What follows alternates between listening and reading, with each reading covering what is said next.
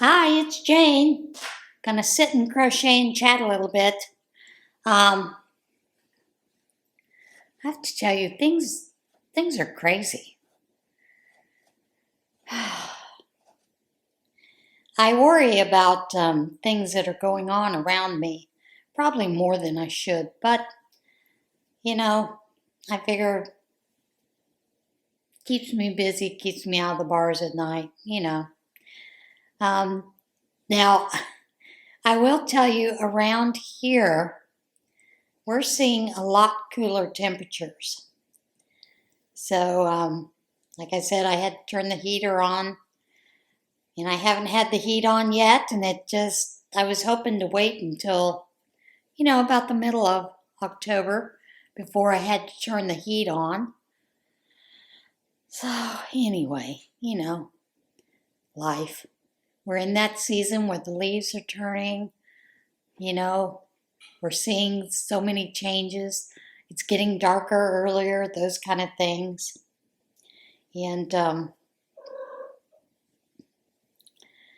fall is one of my favorite seasons, not only because of the way that it changes, but it almost becomes a time where you feel the need to start to hibernate and do a lot more things inside, which is good. Although I still have to go take care of that bamboo one last time before the winter gets it too high, and I have to fight and throw hissy fits to get it done.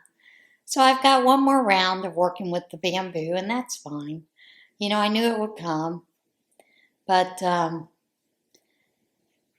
I'm glad that we're seeing sunshine. I don't know how long that's going to last here. I hope it lasts for quite some time, for a little while, before we get back to that rainy season. I don't really care for the rainy season, I'll admit. I prefer, if it's going to rain, it rains at night while I'm sleeping. That's the time I don't mind that it rains. But yeah, it's been a lot of fun seeing the leaves change and seeing more and more of the deer with their little fawns come out. That, of course, kept the cats busy. They have to go back, sit, and watch and talk to them. And Ronan lately has taken to this little thing that I don't know if he is actually sitting there trying to get me to open up the blinds that are in the window next to this area where he likes to sit when I go to bed. When I first go to bed, I generally, put on the CPAP, and I sit and I read a little bit before I actually go to bed. Well, Ronan sits here,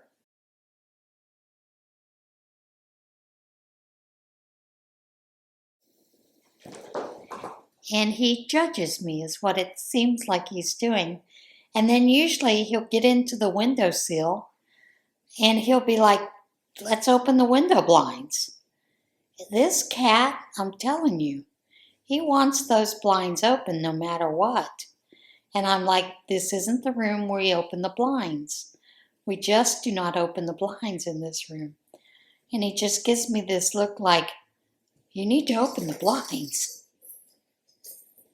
So he's been rather interesting lately.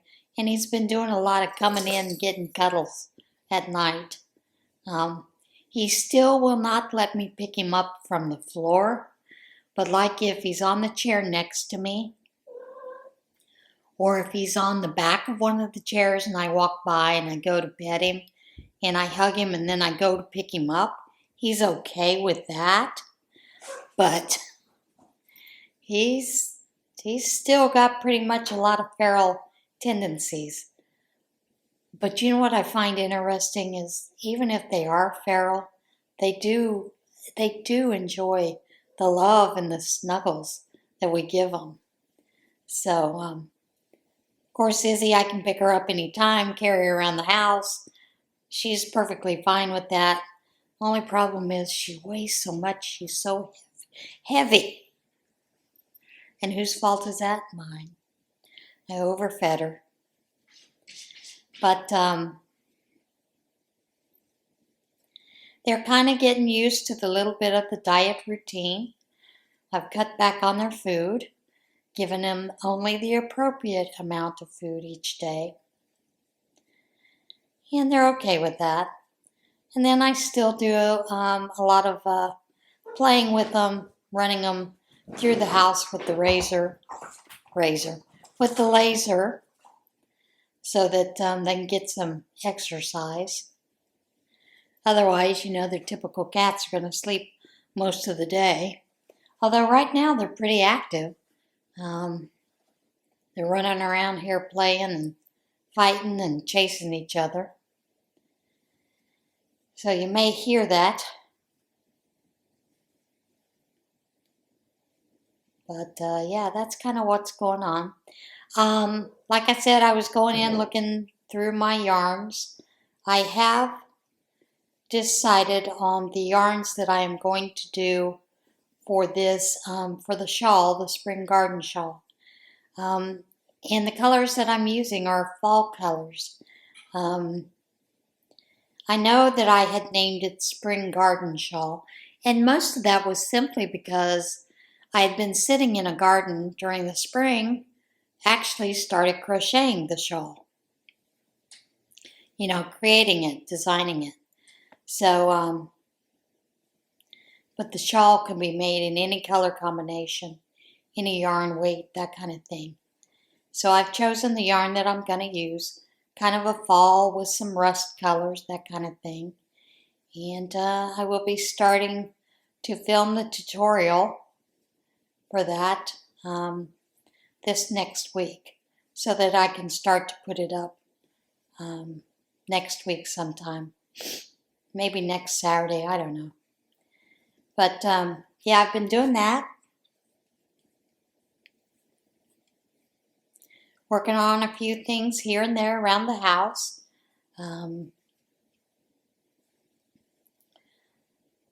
Doing some sewing, and I really need to do some things with that sewing channel of mine because I haven't done anything with it, and I really need to, so I'm thinking that I will work on that sometime next week as well. And of course, on top of that, I've got some things I need to get ready for the craft fair. Also need to crochet some scrubbies. The scrubbies, they're it's kind of odd how they work. Sometimes a lot of people like to use them. They don't. Sometimes they sell well, sometimes they don't. So, I make a variety in colors, and what I don't sell this year normally will sell the following year. And I only do that one craft fair. Probably should open myself up to some other craft fairs, but I just haven't, gotten to that point where I'm willing to do that. Because to be honest with you folks, I'm an introvert. I tell people, and they always laugh at me when I say it. I'm like, I really don't like people. And I don't mean that in that way.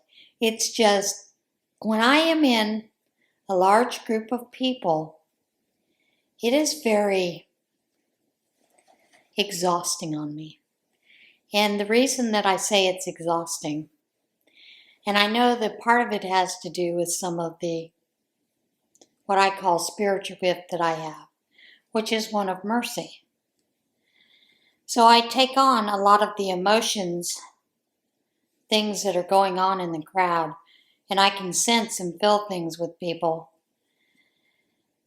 that at times feels overwhelming, so I need to get away from that. And, I had someone who was teasing me because I was in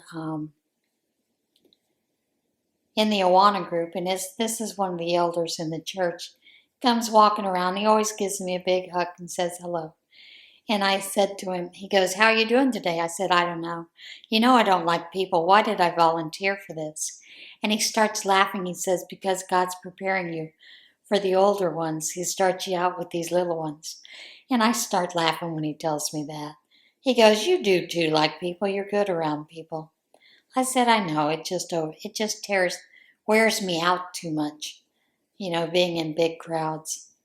He said, "That's okay. You'll get through it. God will get you through it."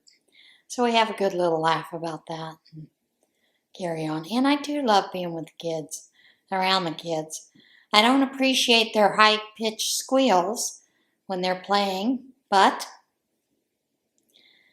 it is kind of joyful to see these children, next generation coming up. So I'm learning to adjust to that. I am working on my, or as Jeanette says, her blanket. I am working on the the Ripple Romance blanket. And I think it's coming along pretty good. I did have one point here where I had messed up on a row and had not put in enough of the shell stitches. So when I went to do the second row, the change in the color here, I was like, what's going on? This doesn't make any sense. So I got a little freaked out by it and went and started looking and realized that's what it was. My count was off and I had missed that extra shell there. And that was the whole root of the problem. So of course, once I found that out, had to rip everything out and go back to finish that and get it all squared away and taken care of, which I did, and things were hunky-dory then. I have also been looking at the other yarns that I have, trying to determine how to use them. And I'm talking about the fancy yarns that I have, because I'm usually pretty reluctant to use those, and I don't know why I am. I do know that I had decided long ago that I would use those more for things for me, and I think maybe that's what causes that reluctance, because I'm usually doing things for others, so kind of need to get out of that mindset. And even if I do it and decide I'm not going to keep it for myself, there's no reason I can't gift it to someone else, right? So yeah, that's my goal this year, to look at some of those things and to use up more and more of those yarns. And I have to tell you, seeing all of y'all showing off your new yarns, I had the FOMO. I certainly had the FOMO. But I'm being a good girl and sticking to my my plan as it is right now, to try to avoid doing anything like that, going and buying more yarn, because Lord knows I've got plenty. And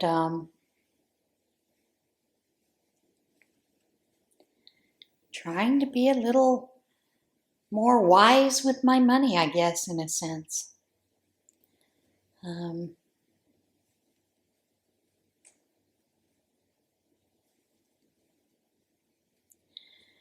That's not always easy to do, is it? Especially when we got the FOMO, we want to do things.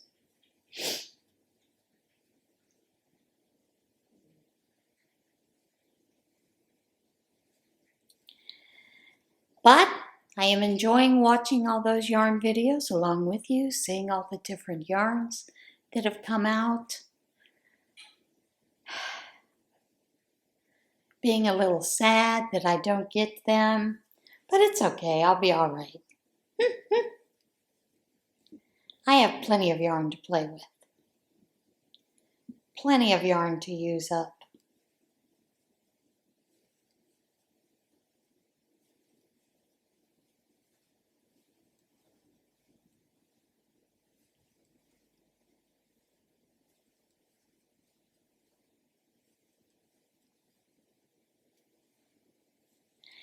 I do enjoy the way that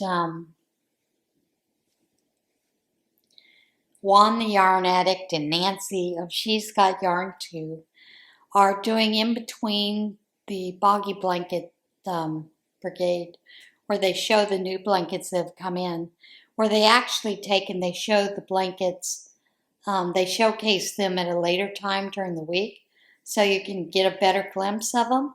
And I do like that they are doing that. And those of you that took Laura up on that challenge for the cat silhouette pattern, to do it, those are amazing, just amazing. And I'm hoping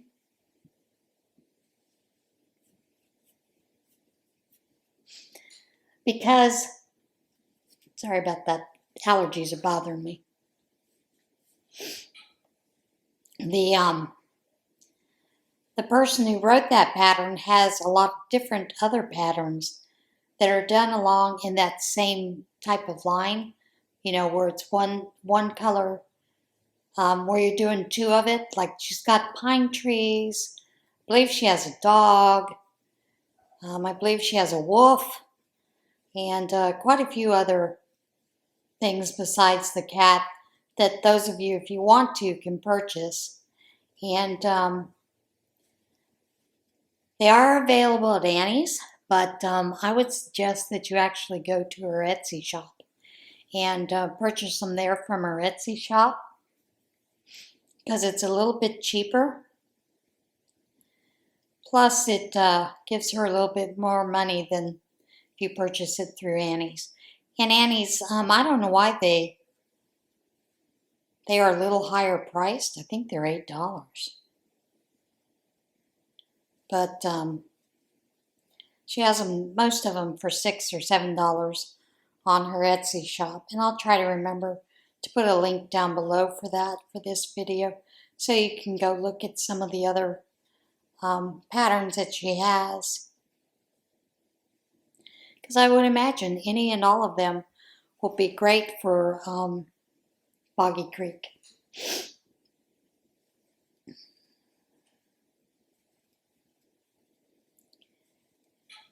So, what are you guys working on this week? Are you looking forward to the winter months that are coming? You know, I keep hearing that the Farmer's Almanac says we're going to be a lot colder this season than last season. I think I heard someone also say that we're supposed to get more snowfall. I sure hope that's not the truth, because I dread doing the driveway. But that's okay. It's all part of the seasons, right?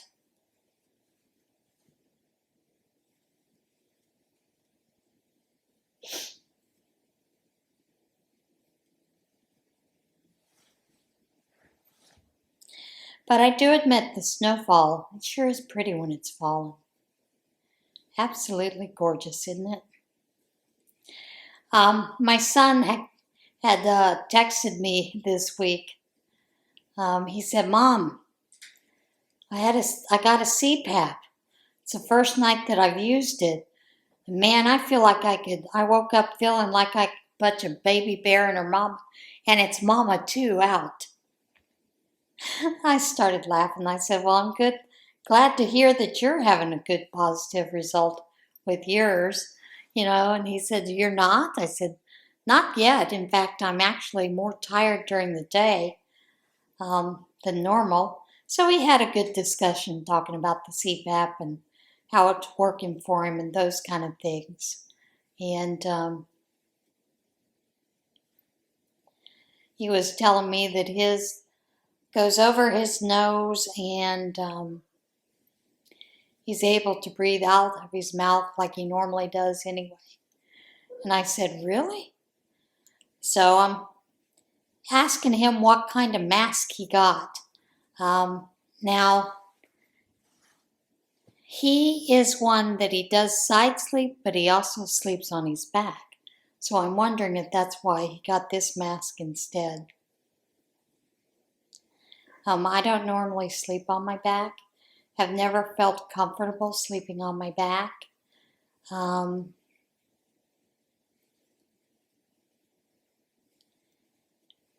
So we'll see. Who knows? I know you can train yourself. I used to be a stomach sleeper all the time. So I guess it's possible to train yourself to sleep in a different position. And I would imagine as we get older, you kind of have to sometimes. So,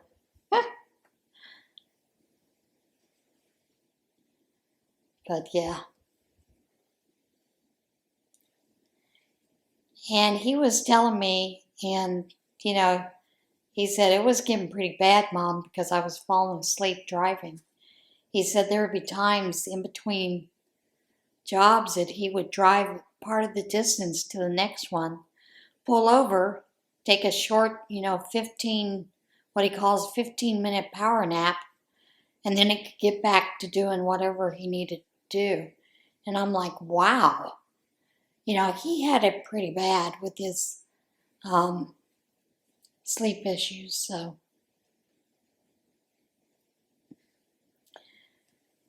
I don't think that mine's ever been that bad, like I said, though. And he did say that he actually stops breathing during the night. Now, I do not stop breathing at all. Like I said, my oxygen level just drops. So I don't really stop breathing. But I do, my oxygen level goes low. So, interesting. Interesting to learn that about my one son. And I told him, I said, that means you're going to have to start watching what you eat a little bit better too. And he goes, yeah, I'm not really looking forward to that part of it, but I know I need to. Because this kid is a big eater.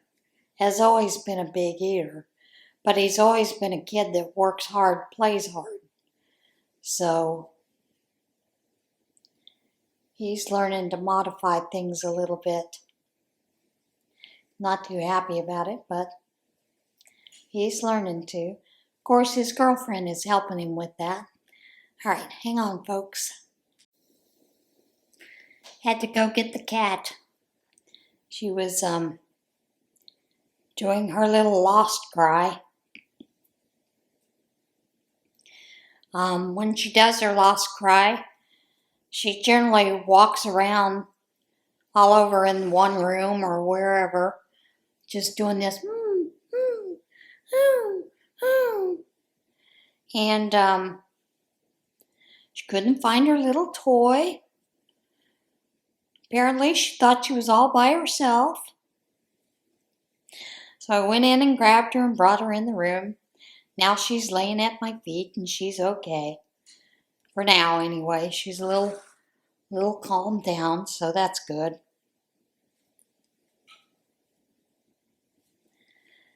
Sometimes I kind of laugh at her, how she gets lost in this house.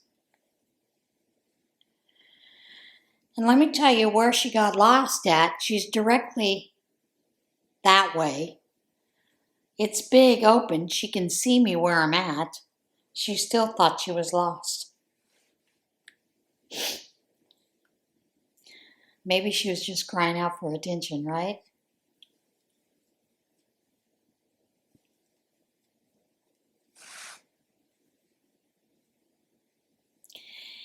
And, I've told you before that I have startitis, and I know I do. And yes, I am going to start some things. I am going to go ahead and start that, the blanket, the Boggy Creek I'll be filming that too as I go, what I'm doing with it. And it's just going to be a little bit of a match of stitches. And until it's big enough to be a boggy blanket. And I'm not going to worry about it, that I have another project on the hooks, because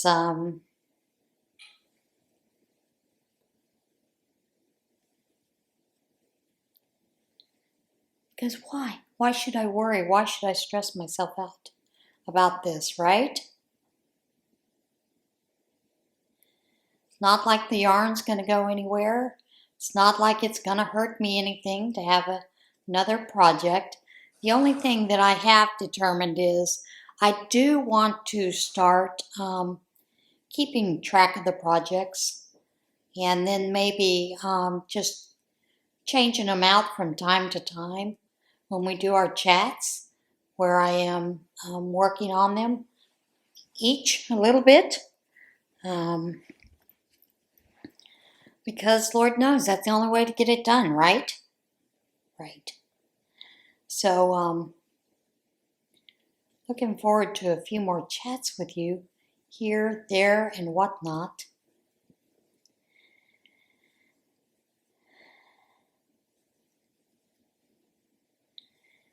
I don't know if at your church, your church does this or not, but my church each month has a book of the month.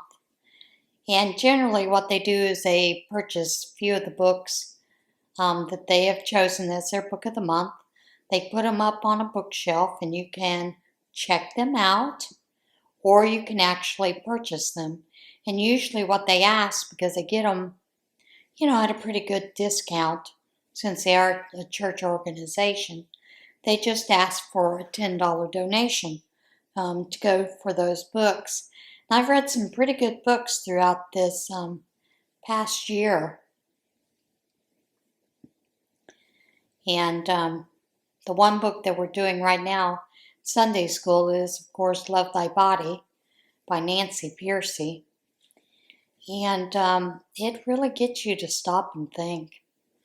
I mean, it is very thought-provoking, especially when it gives you the information that has to do with the way that things are nowadays, or what we call the woke generation, and all the isms they use to try to get us to follow their path. And like I said, it's just interesting to see those. And get an idea of what they have used for years and years to manipulate people. So, yeah, it's a great book, great process. Normally we do not do something like that. Normally we do a different book, and this one, I have to tell you, normally by this time we have done 3-4 classes. We're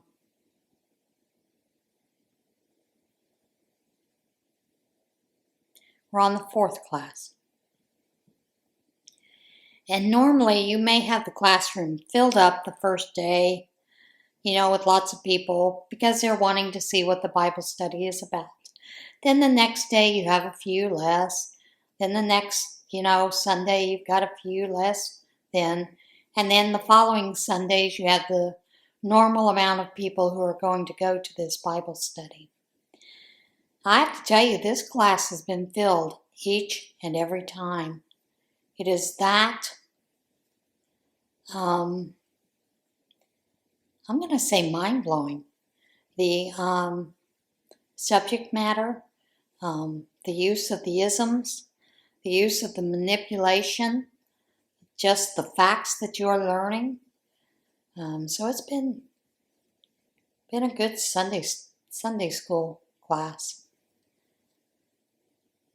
Because, yeah, like I said, you always see where they just fall apart. Seems like, fewer and fewer people each week. Of course, summertime, sometimes you can say that's because these young people plan vacations and go on vacations. I'm not so sure us older people do. I know some do, but a lot don't. In one of my Bible studies, the group of ladies went to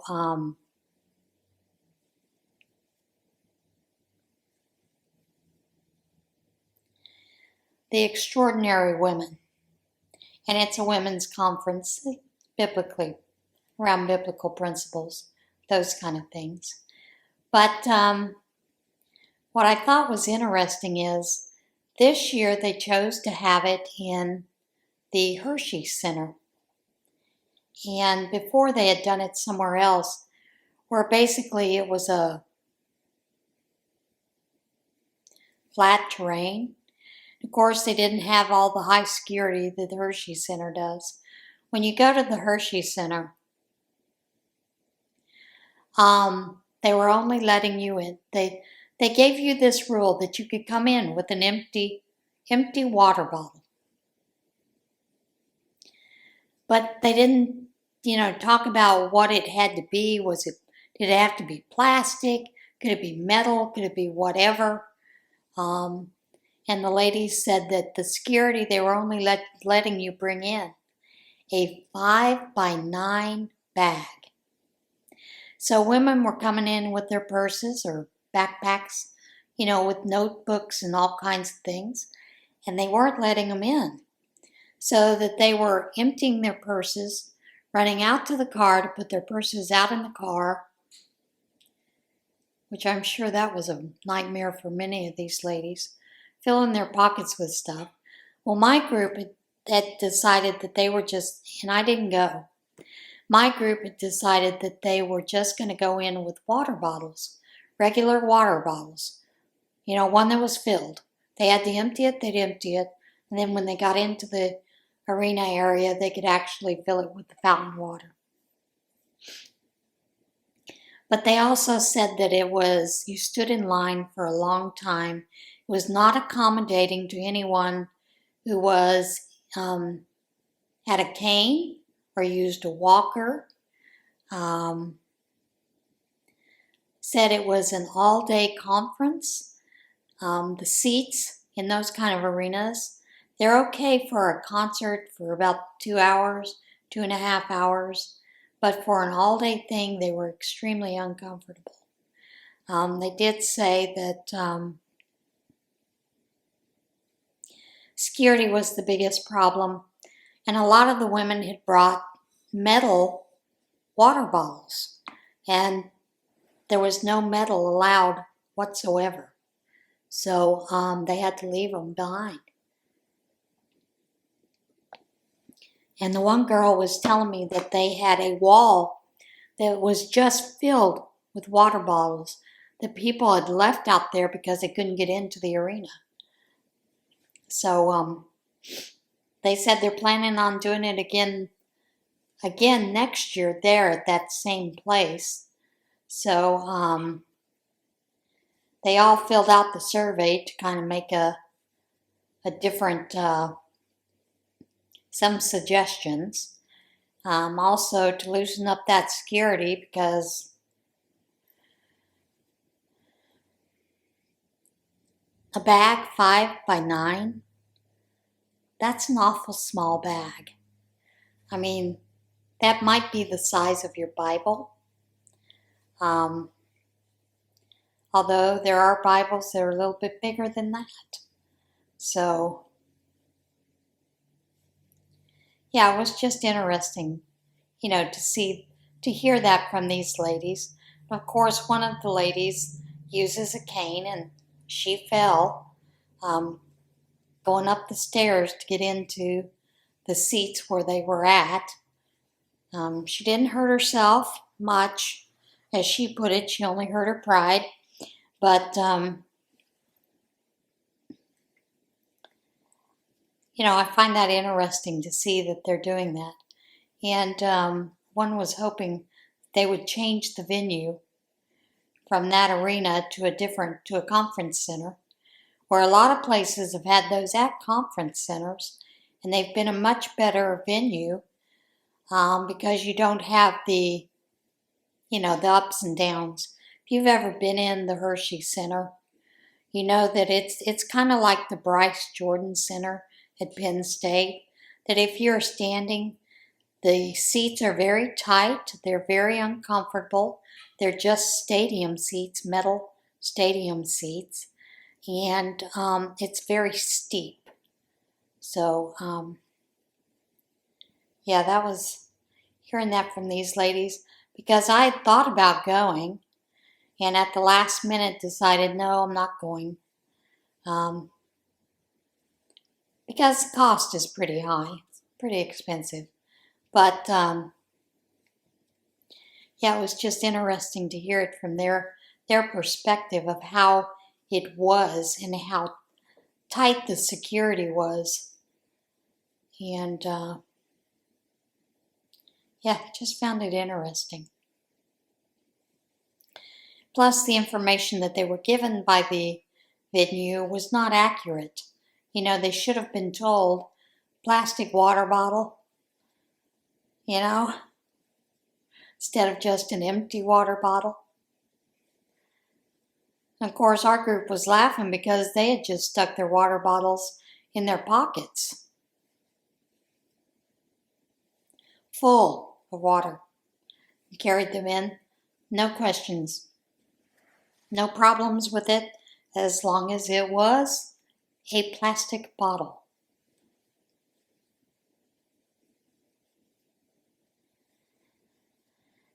And of course, they did have a meal there, but of course, there was no seating for the meal. You had to sit on the floor. Of course, some of those older ladies can't get on the floor. So yeah, she said it was rather interesting.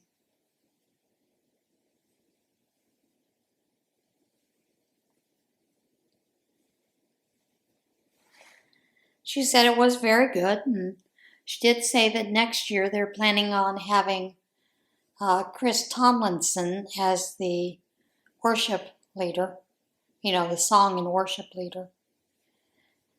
So, you know, and I generally, when I go for those kind of conferences, I'm not really going for the person that's leading the worship. I'm more or less going to hear what they're talking about and to learn from it.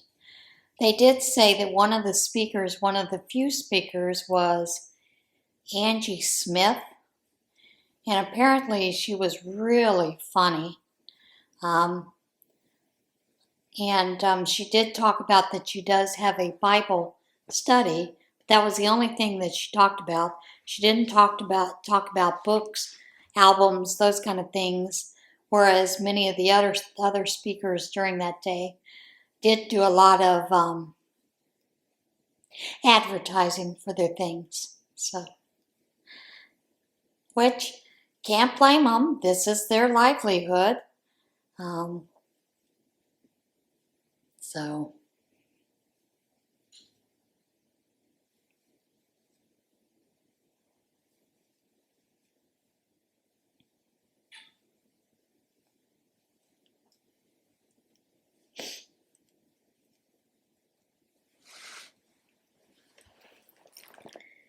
okay, we're still good. I was worried that I was getting close to running out of yarn for this row. I'm okay. So far, I'm okay.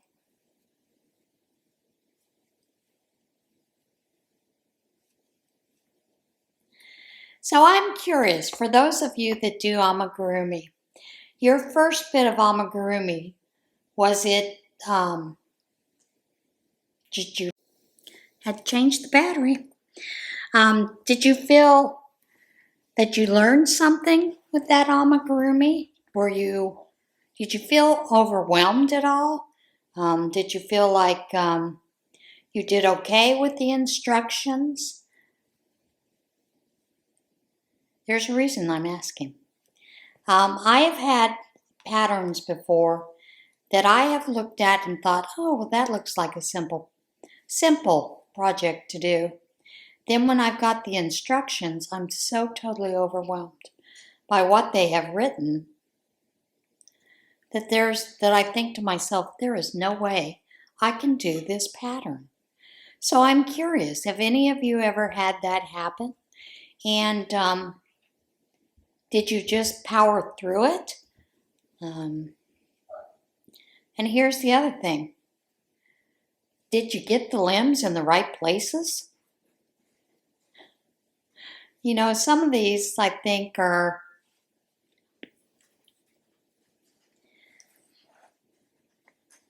when they talk about you go so many rows down, whatnot, and put it here, put it there, and I do that, and they still don't look like they're even. I don't know if that's my sewing skills or something else. So I'm curious, how does that work for a lot of you that do amigurumi?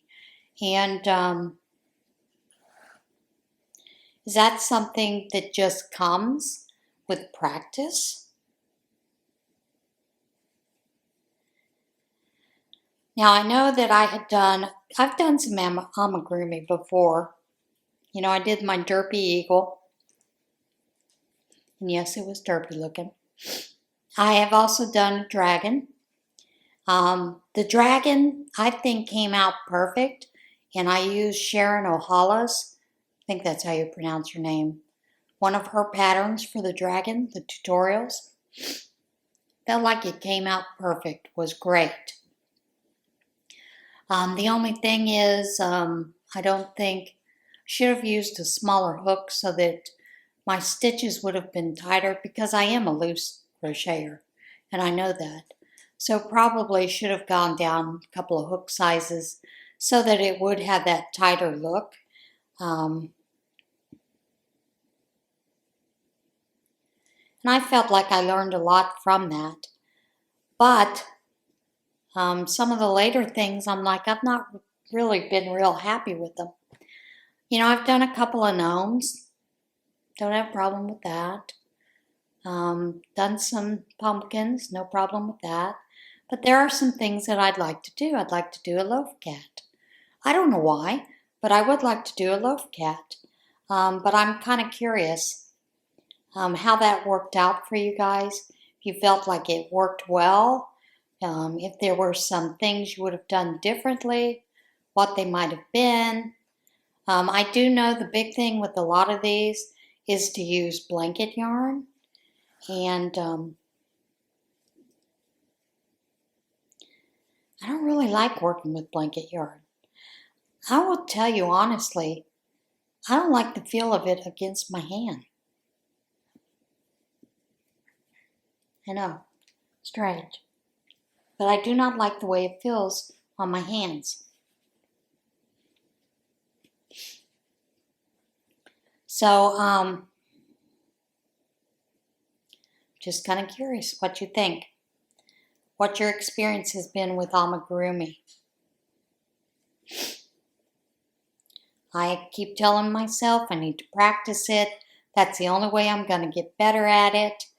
And one of the other things that I wanted to do, and I had wanted to do it this year, but never got around to it, was to actually crochet more dolls so that I could include them in the Operation Christmas boxes. Just didn't get to it. So, sometimes I know we have good plans. We never get to them because we're too busy, other areas of our lives. And I'm sure that's the case with me. Plus, you know, having craft ADD, kind of bounce from thing to thing. And I'm sorry, folks, it is a real thing. You know, I rarely see a craft I've not been interested in. Um, I have thought often I would like to do some resin, but I don't want to get started going on that rabbit hole. So yeah.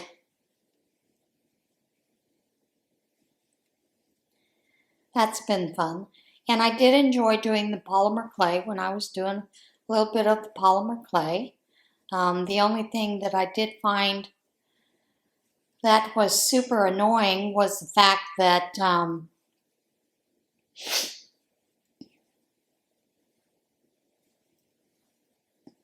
learning to do canes is a lot of work. I mean, I did a few canes, they came out good. I made stitch markers, you know, different things like that. And I did enjoy it. But the one thing that I noticed is because you're having to constantly work the clay, my hands were killing me. So that's the main reason I gave up doing anything with polymer clay. And because I used to make a lot of the ornaments and things that we would give to Thomas's family, you know, as part of their gifts, it would be attached to the present or whatever. So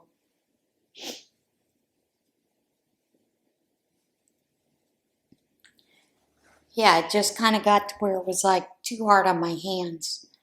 And I know a lot of people have talked about crochet to a point sometimes when your arthritis gets so bad, even knitting, that a lot of people have trouble with it. And that worries me as I'm getting older, you know? I can't imagine not being able to crochet. I just cannot. However, I do have a friend who turned 95 this week. And she tells me that that is what she does as therapy for her arthritis, is to continue to crochet and knit. So perhaps I need to take her outlook on life, right?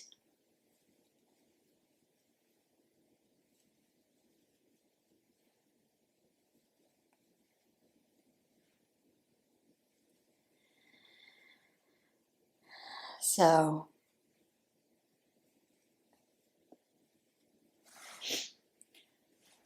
you know, I think as we get older, we start thinking about things we normally don't think of, like, you know, getting down on the floor, getting back up, those kind of things. Because they can be kind of hard to do as we get older. Ah, oh well. But it's been a lot of fun continuing to work on things. I have a young friend who she is a yoga teacher, and I always tease her about, well, do you do any chair yoga? You know, because there's no way I can get down on the floor, at least I don't think I can. I said, no one around here does restorative yoga. And she started laughing. She goes, maybe I need to start thinking about a class like that. I said, yeah, if you had a class like that, I'd come to it. I'd definitely come to it.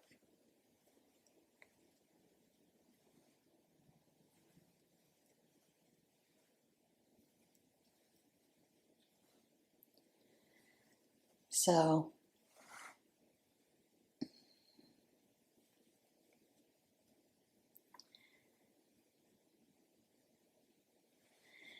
all right, guys, I think I'm coming up on the end here. And I think I've talked on long enough, chattered long enough. So I will see you guys again soon. But in the meantime, everybody have a great week. And remember, don't let those elephants and donkeys drive a wedge too far between us, because after all, we're in this all together and there will be another election in 4 years. All right, see you guys soon. Bye.